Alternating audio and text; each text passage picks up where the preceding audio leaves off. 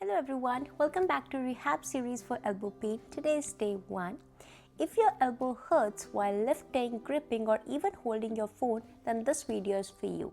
Most elbow pain because of tennis elbow, golfer's elbows or even strains start with irritation and discomfort. So the first goal is gentle movement and circulation without doing any heavy lifting. So let's dive into the exercises. The first exercise is wrist flexion extension. For this one, you're going to sit straight and extend your arm forward. You can hold the arm from the opposite hand and bend your wrist down and up. We're going to stretch the extensor as well as the flexor compartment. Go for at least 10 to 15 reps. So up and down is 1 rep.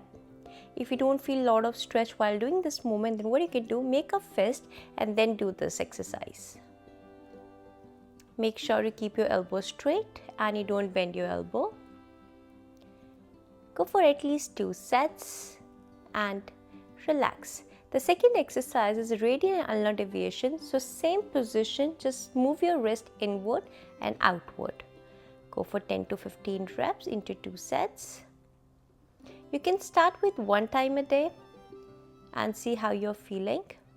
And if you have more time, then it's good to do exercises twice a day. Keep your elbows straight and relax. The third exercise is forearm rotation. For this one, you're going to keep your elbow at 90-degree angle. You can also use the pillow for some support. Now from here, your thumb is going to face upward. Now move your forearm up and then down. Go for at least 10 to 15 reps. You'll feel the stretch here near the joint. Breathe naturally. And go for at least 2 sets and relax. The last exercise is tricep stretch. For this one, you're going to sit straight and lift your arm up and bend your elbow. Now use your opposite arm and pull your elbow towards the right side. You'll feel the stretch here. Hold for at least 30 seconds and breathe naturally. Go for at least 2 reps each side and relax.